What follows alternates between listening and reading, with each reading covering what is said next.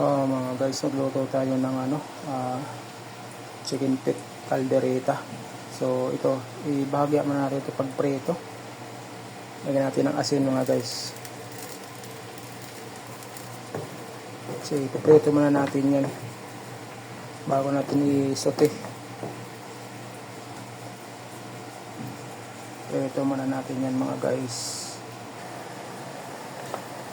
Preto na natin dito.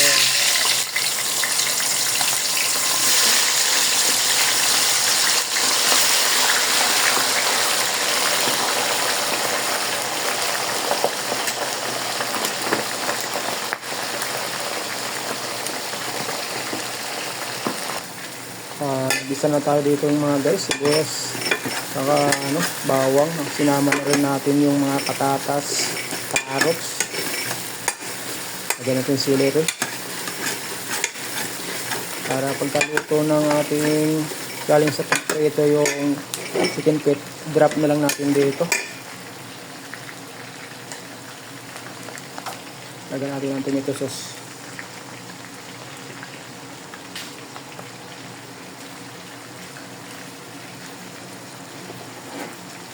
Yung toyo, paminta, saka laurel.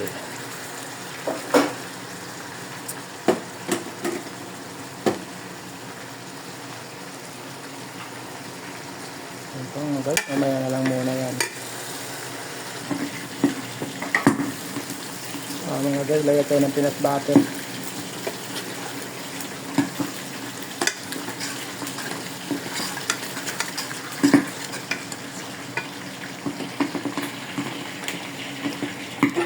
Add tayo ng soup stock.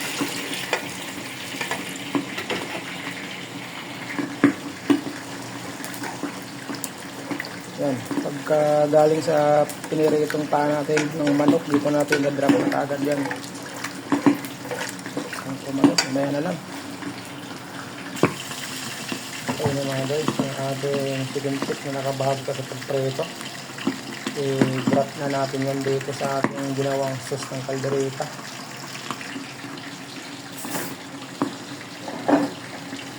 Drop na natin ito datin dito.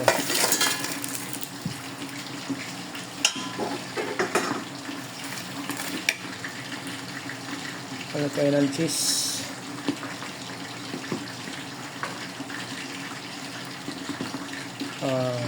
Black olives mga guys. Para lalo masarap yan.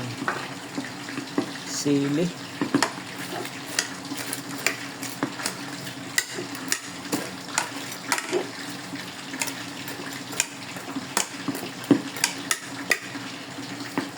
Haluin na lang natin yan. Ayan na mga guys, yung ating chicken feet caldereta, luto na.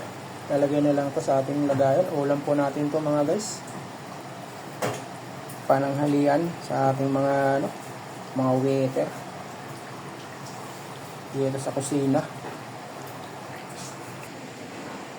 Mga guys, ito yung ating chicken feet caldereta mga guys. Ulam lang to ng ating mga kasamahan dito para may ulam tayong pananghalian.